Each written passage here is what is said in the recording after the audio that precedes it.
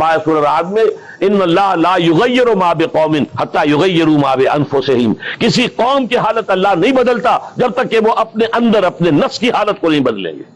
پہلے اندر اپنے آپ کو بدلو، پہلے حلال پر اکتفا کرو، حرام سے اجتناب کرو، گھروں میں شرعی پردہ نافذ کرو، شرعی پردہ، یہ رواجی پردہ نہیں، شرعی پردہ۔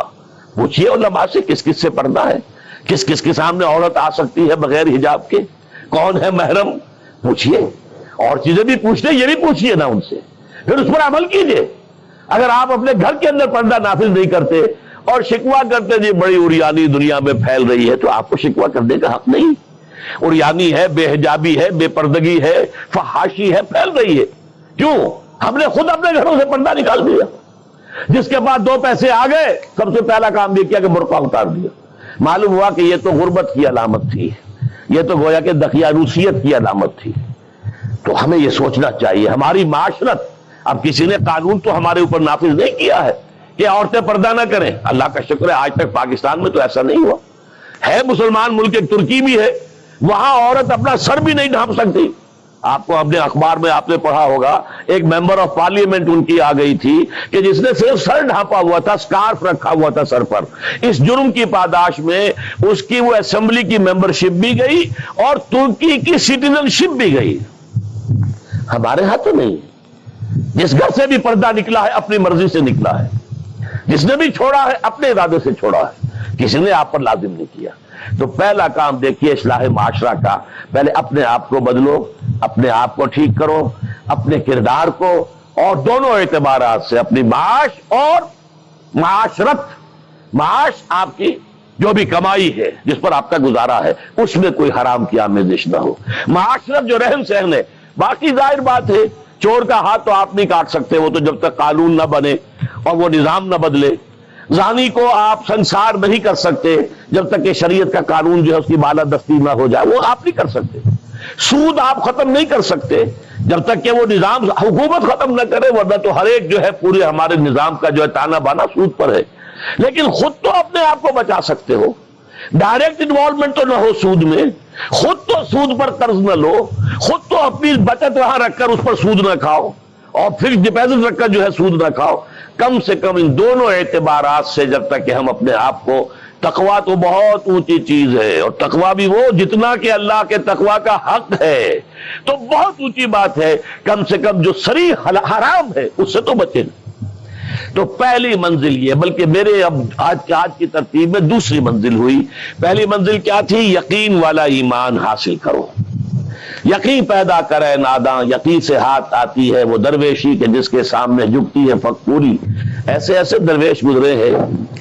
اب یہ خواجہ نظام الدین اولیاء رحمت اللہ علیہ، دلی میں ایک تخت ہوتا تھا بادشاہ کا، ایک تخت ہوتا تھا ان کا روحانی تاجدار، وہ کون تھے؟ نظام الدین اولیاء رحمت اللہ علیہ۔ 6 بادشاہ ان کے زمانے میں بیٹھے تخت دہلی پر، کسی کے پاس حاضری نہیں دی، درویش نہیں جایا کرتے عمرا کے گھروں میں۔ ایک بادشاہ نے کہا کہ میں آنا چاہتا ہوں، روک دیا، نہیں میرے پاس مت آؤ۔ اس نے کہلوایا میں آ جاؤں گا، آپ کا دربار عام ہے، کھلا ہے، سب آتے، میں بھی آ جاؤں گا، آپ مجھے کیسے روک سکتے ہیں؟ جواباً کہلوایا کہ اگر بادشاہ ایک دروازے سے داخل ہوا تو درویش دوسرے دروازے سے نکل جائے گا۔ جھک رہا ہے کہ نہیں بادشاہ؟ جب آیا تھا بابر یہاں پر حکومت وہ جنگ کرنے کے لیے، پانی پت کی پہلی جنگ ہونے والی تھی سن 1526 میں، پتہ نہیں یہ تاریخ بھی اب لوگوں کو معلوم ہے کہ نہیں، تو وہاں کون تھا؟ ابراہیم لودھی بادشاہ تھا دہلی کا۔ وہ آیا ہے شیخ عبد القدوس گنگوہی رحمت اللہ علیہ کے پاس کہ حضور حضرت میرے لیے دعا کیجئے، بڑا وقت سخت آ گیا ہے، بابر فوج لے کر آ گیا ہے۔ ان کا دعا نہیں کی، فرمایا ہٹ جاؤ یہاں سے، ہماری دھوپ چھوڑ دو، دعا نہیں کی۔ وہ آیا ہے ہاتھ جوڑ رہا ہے، دعا کی، دعا نہیں کی، اس لیے کہ ظالم حکمران تھا اور بابر نے شکست دی۔ تو یہ فقیروں کے پاس چل کے بادشاہ کیوں جا رہے ہیں؟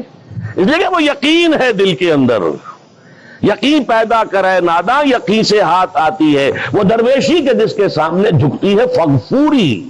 بادشاہ جھکتے ہیں جن کے سامنے، وہ کس سے حاصل ہوتی ہے؟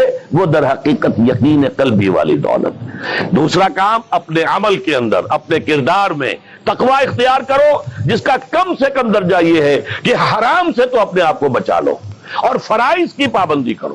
نماز فرض ہے, روزہ فرض ہے, اگر آپ کے پاس مال اتنا ہے کہ زکوٰۃ آپ پر عائد ہوتی ہے, زکوٰۃ دینا فرض ہے, اگر استطاعت ہے تو حج کرنا فرض ہے, جو بھی ہے فرائض وہ ادا کرو, فرائض و واجبات ادا کرو, حرام سے اپنے آپ کو روک لو.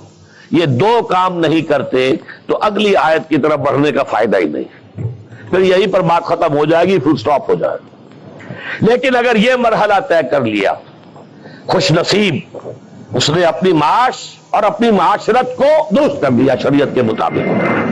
اب اگلا قدم کیا ہوگا؟ وَاعْتَصِمُوا بِحَبْلِ اللَّهِ جَمِيعًا وَلَا تَفَرَّقُوا. اب چونکہ تمہیں فرد سے آگے بڑھ کر ایک امت بننا ہے, دنیا میں انقلاب برپا کرنے کے لیے, اللہ کے دین کا بول بالا کرنے کے لیے, اللہ کے دین کو غالب کرنے کے لیے تمہیں تو فوج بننا ہے, خدائی فوجدار بننا ہے. لہذا تمہیں جڑنا ہوگا نا. تمہیں جوڑنے والی شے کون سی ہوگی؟ میں نے کہا تھا نا, فصیل کی مضبوطی کا دار و مدار دو چیزوں پر ہے, اینٹیں پکی ہو, افراد جو ہیں ان میں تقوی آ گیا, فرما برداری آ گئی, اینٹ پکی ہو گئی دینی اعتبار سے. اب ان کو جوڑنے والی شے کیا ہے؟ فرمایا اور سب مل جل کر اللہ کی رسی کو مضبوطی سے تھام لو اور تفرقوں میں مبتلا نہ ہو. وَاعْتَصِمُوا بِحَبْلِ اللَّهِ, حبل اللہ اللہ کی رسی, مل جل کر جمیعاً. وَاعْتَصِمُوا بِحَبْلِ اللَّهِ جَمِيعًا وَلَا تَفَرَّقُوا, تفرقے میں مبتلا نہ ہو. تفرقہ ہوگا تمہاری قوت ختم ہو جائے گی. Divided you fall, united you stand. اگر تم مضبوط ہو اور مجتمع ہو, بنیاد مرصوص ہو, تو تمہیں کوئی شکست نہیں دے سکتا. اگر تمہارے دل پھٹے ہوئے ہو, تمہارے اندر رکھنے ہو, تو تمہارے اندر سے غدار نکل آئیں گے. جیسے کہ آپ کو معلوم ہے کہ انگریز جو آیا ہے ہندوستان میں, بنگال میں غداری ہوئی, میر جعفر نے غداری کی, اس لیے بنگال میں پلاسی کی جنگ میں فتح ہوئی لارڈ کلائیو کو. دکن میں ہمارا آخری تیر جسے کہا اقبال نے, ترکشے مارا خدنگے آخری, ٹیپو سلطان آخری چٹان تھی ہندوستان کے اندر, اور وہ بھی ایک غدار کی وجہ سے. جعفر از بنگال و صادق از دکن, ننگے آدم ننگے دی ننگے وطن. تھے کون؟ مسلمان تھے. لیکن یہ کہ اگر آپس میں تفرقہ ہے, آپ کے تفرقے کو دشمن استعمال کرے گا, آپ کو آپس میں ٹکرائے گا, ایک کے مقابلے میں دوسرے کی مدد کرے گا, کبھی دوسرے کے مقابلے میں آپ کی مدد کرے گا, تاکہ آپس میں ٹکرا کر ختم ہو جاؤ. لہذا اتحاد, اب کیونکہ یہاں پہ اتحاد لکھا ہوا ہے تو اسی